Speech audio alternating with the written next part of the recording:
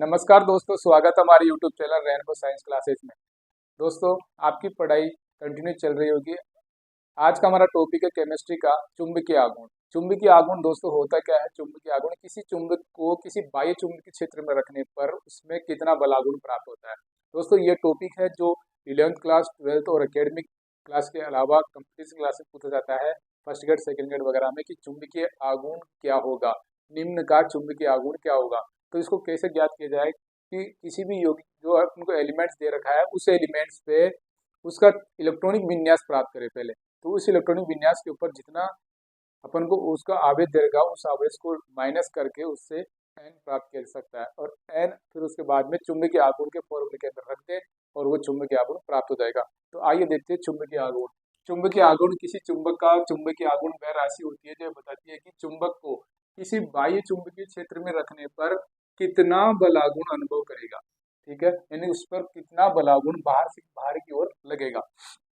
तो जो चक्रण सूत्र क्या हो जाएगा दोस्तों, एन एन प्लस टू, इस पूरे पे अंडर रूट आ जाएगा, और बी एम इसकी क्या है, इकाई हो गई। इसको अपन बोलते हैं बोर मैग्नेटिक, बोर मैग्नेटिक। ठीक है, ये इसकी क्या हो गई दोस्तों, इकाई।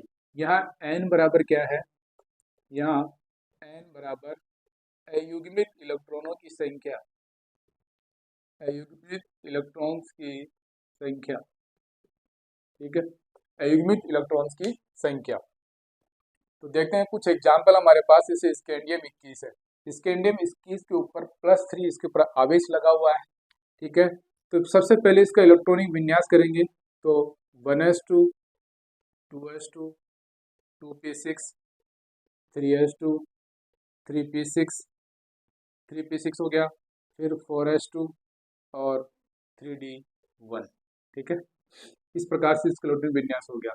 2 2 4 4 6 10 10 अच्छा 16 16 और 2 18 18 2 20 और 1 21। ठीक है, तो इस प्रकार से पहले उसका यौगिक का इलेक्ट्रॉनिक विन्यास करिए, और इलेक्ट्रॉनिक विन्यास के बाद में उसके ऊपर देखिए आप आवेश क्या लगा हुआ। तो यहाँ +3 आवेश है, उस +3 आवेश का मतलब उसमें 3 इलेक्ट्रॉनों का क्या होगा, कमी होगी, उसको माइनस करना है। तो 1 इलेक्ट्रॉन इसमें से गया, 2 इलेक्ट्रॉन इस पे गए। ठीक है, यानी 4s2 और 3d1, इन तीनों में से एक एक इलेक्ट्रॉन, एक इसका गया और 2 इसका बारीक इसका गया। तो हमारे पास जो अंतिम इलेक्ट्रॉनिक विन्यास कैसा आएगा, ठीक है, 4s0, और यहाँ पर भी क्या जाएगा 3d0। ठीक है, ये इसका अंतिम इलेक्ट्रॉनिक विन्यास होगा। अब दोनों के ऊपर क्या है दोस्तों, 0 है, तो यहाँ n बराबर हमारे पास क्या प्राप्त होगा, 0। अब फॉर्मूले में अपन रखते हैं, फॉर्मूला क्या है हमारे पास, n+2 अंडर रूट टोटल। ठीक है, तो म्यू बराबर हमारे पास फॉर्मूले के अंदर n का मान 0 है, तो 0 0 + 2। ठीक है, तो इसको हल करेंगे तो क्या प्राप्त होगा, ये 0 हो गया, और n बराबर 0, तो इसका मान भी क्या हुआ, 0 Bm। ठीक है, यानी बोर मैग्नेटिक। नेक्स्ट हमारे पास एग्जाम्पल है जिंक। जिंक का परमाणु क्रमांक 30 होता है, और इलेक्ट्रॉन इलेक्ट्रॉन भी कितने होंगे दोस्तों, 30। तो पहले इलेक्ट्रॉनिक विन्यास करेंगे, 1s2, 2s2, 2p6, 3s2, 3p6, 3p6 हो गया, और 3d, पहले क्या जाएगा 3d10। ठीक है, अब बचा लास्ट में 2, तो 4s2। ठीक है, ये हो गया। अब हमारे पास आवेश Zn के ऊपर +2 आवेश लगा हुआ है, तो इसके ऊपर 2 इलेक्ट्रॉन यहाँ से कट जाएंगे। तो 2 इलेक्ट्रॉन यहाँ से कटने पर 4s0 इसका क्या हो जाएगा, विन्यास हो गया लास्ट, और n का मान क्या प्राप्त हुआ, 0, क्योंकि n का यहाँ लास्ट में क्या है, n s बराबर 0 है, तो n बराबर 0, क्योंकि अयुग्मित इलेक्ट्रॉन की संख्या कितनी प्राप्त हुई, 0। तो जब n बराबर अयुग्मित इलेक्ट्रॉन की संख्या 0 है, तो म्यू बराबर भी क्या प्राप्त होगा, 0 Bm। ठीक है, नेक्स्ट हमारे पास टाइटेनियम 22 टाइटेनियम, यानी +3 उसके ऊपर आवेश लगा हुआ है। तो इसका इलेक्ट्रॉनिक विन्यास पहले अपन करेंगे। तो 1s2, 2s2, 2p6, 3s2, 3p6, 3d2 और 4s2। ठीक है दोस्तों, अब हमारे पास +3 इस टाइटेनियम के ऊपर +3 आवेश लगा हुआ है। तो +3 आवेश इसमें से क्या करेंगे, माइनस होगा, तो 2 इलेक्ट्रॉन इसके चले गए, और 1 इलेक्ट्रॉन चला गया, एक शेष रह गया। ठीक है, तो जो इलेक्ट्रॉनिक विन्यास होगा 3d1 यहाँ बचा और 4s0, ठीक है। तो यहाँ युग्मित इलेक्ट्रॉनों की संख्या कितनी प्राप्त हुई दोस्तों, 3d में कितने 1 या 4s में कितने 0, तो n बराबर हमारे पास क्या प्राप्त हुआ 0। अब सॉरी n बराबर क्या प्राप्त हुआ, युग्मित इलेक्ट्रॉनों की संख्या कितनी है 1। अब म्यू बराबर फॉर्मूले में रखते हैं अपन, म्यू बराबर तो n बराबर क्या हमारे पास 1, तो 1 1 + 2 तो √1 गुणा या कितना हो जाएगा 3, तो √3 का मान दोस्तों 1.75 bm प्राप्त होता है, ठीक है। तो ये था दोस्तों √3 यानी n बराबर एक युग्मित इलेक्ट्रॉनों की म्यू का मान 1.75 bm होगा। नेक्स्ट है एग्जाम्पल 26 Fe2+ यानी फेरी का हमारे पास लोहा, इसका इलेक्ट्रॉनिक विन्यास अपन डायरेक्ट करते हैं 18 आर्गन तक, तो यूं कह लिख दिया और 3d6 में चला गया और आ गया 4s2, ठीक है। अब 2 इलेक्ट्रॉन इसके पास ज़्यादा है, 2+ आवेश है, तो 2 इलेक्ट्रॉन इस पे से 4s के चले गए, तो हमारे पास जो इलेक्ट्रॉनिक विन्यास होगा, ठीक है, यहाँ क्या प्राप्त हुआ 0, ठीक है, 2 चले गए, ठीक है। अब अयुग्मित इलेक्ट्रॉनों की संख्या ज्ञात करें, तो इस कंडीशन में 3d6 है, तो 3d6 में दोस्तों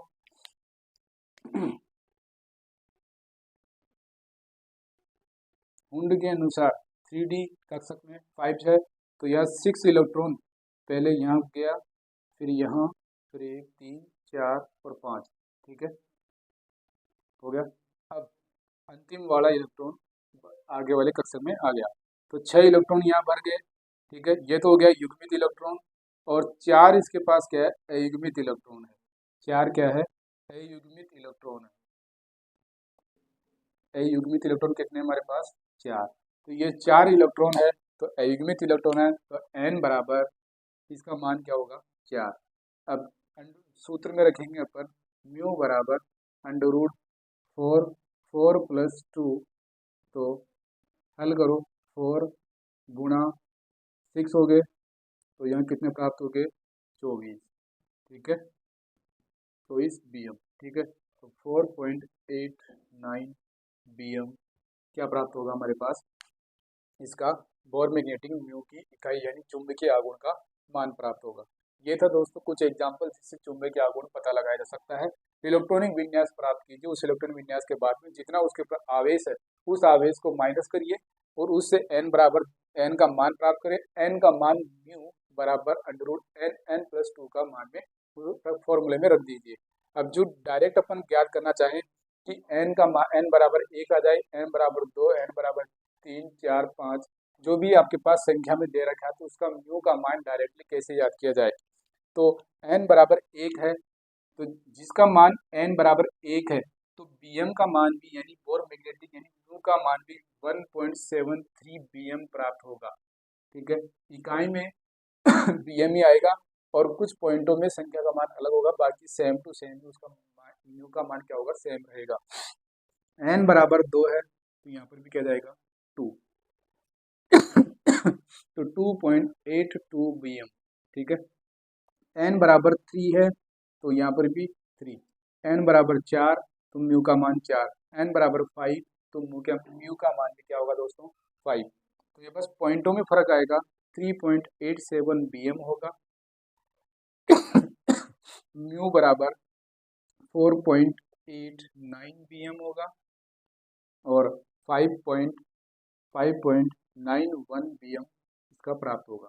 तो ये है चुंबकीय आघूर्ण का मान n बराबर 1, n बराबर 2, 3 4 5 एक्सेट्रा। इस प्रकार से अपन चुंबकीय आघूर्ण पता लगा सकते हैं। आई होप आपको ये वीडियो अच्छा लगा दोस्तों। हमारे चैनल को सब्सक्राइब कीजिए, लाइक और शेयर कीजिए। थैंक यू, धन्यवाद, नमस्कार।